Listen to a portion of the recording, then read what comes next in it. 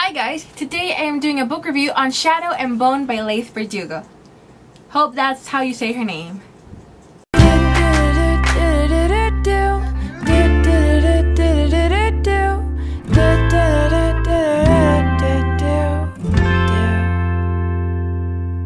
And again, I can only hope you cannot listen to the little buzz of the fan. I already made a review of this one on the blog, but I thought it would be fun to make it a video, and you can find a link to my written review in the description. And you can also see Lily and Blackie right there. Yeah. Shadow and Bone has to be one of the most fascinating worlds I have ever read about, and also one of the most complicated. I was trying to explain this book to a friend, and I don't think I had ever felt more stupid. I mean, go on and try to say things like Kvaz, Grisha, Balakirev, Eterialki, Odinakovost, Etovost, Korporalki, Materialki. Or is it Eterialki? Materialki? What? And then there's the characters' names. Vagra, Vodkin, Fevior, Mylin or Estev? Or is it Maylene? Yeah. Stupid, I'm telling you. Thankfully, the names of the main character were easier to pronounce. Alina, Mal, and the Darkling.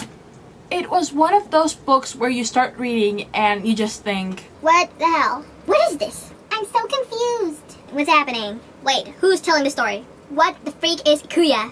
Oh, she's a person. Is Kefta also a person? No. We're going sailing. Oh, it's not a good thing? Okay, I get it. the heavy confusion only happens through the first few chapters. After that, you get the hang of it and following the story becomes easier. I have to say that I really like it when new worlds are introduced this way. The author doesn't just hand over the information, he or she just gives you a small piece of the puzzle that you have to complete on your own. I couldn't help but feel a bit accomplished when I pieced everything together.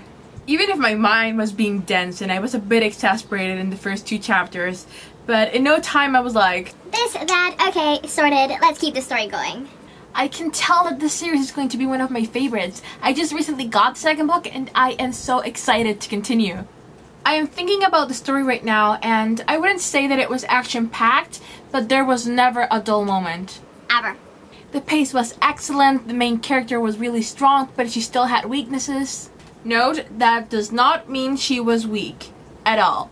It just means she's human. She was fierce and compassionate and not perfect. That's a good thing.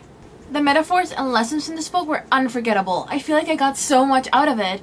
Not only a highly entertaining story, but also a very meaningful one. Now, for this next part, I am going to talk a little bit about the romance. I do not think this is a spoiler at all.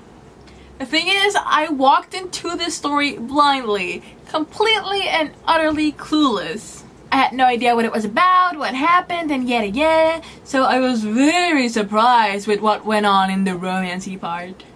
But now that I am part of this world and have been looking at more stuff about Shadow and Bone, it is clear to me that the romance thingy is not a big deal. Practically common knowledge. Seriously, I went on Tumblr and searched for Shadow and Bone and it's everywhere. So I'm going to do this Pola and Bananas book style and will ask you to mute this video until this image disappears. Only if you are as unaware as I was of the series. If not, you can keep listening. I didn't really like Maul in the beginning, or more like I didn't feel a connection between him and Alina. Yes, she is madly in love with him from the beginning, that was perfectly clear, but I just wasn't feeling it. Then comes the Darkling. Oh my freaking god, why did the author do that? Why? She's dark and sexy and I just shipped him and Alina so bad. Was it really necessary to make him evil? Really? Oh well, that sort of just adds to the charm. Like my friend Jennifer said, he's tall, dark, powerful, and psychotic in a very sexy way. I agree. I completely agree. I can deal with his dark side, just give him to me. Back to Mal. When he reappears in the story, he's gone for a little while. He slowly started to grow on me, and by the end, of course, I was madly in love with him. It was clear that being apart from Alina really made him grow as a character as well as appreciate what he had, and once he did his comeback, he was just flawless. I now ship Alina and Mal so hard. I highly recommend this series. And also on scale from 0 to 5, I would give 4.5 to the design of this book.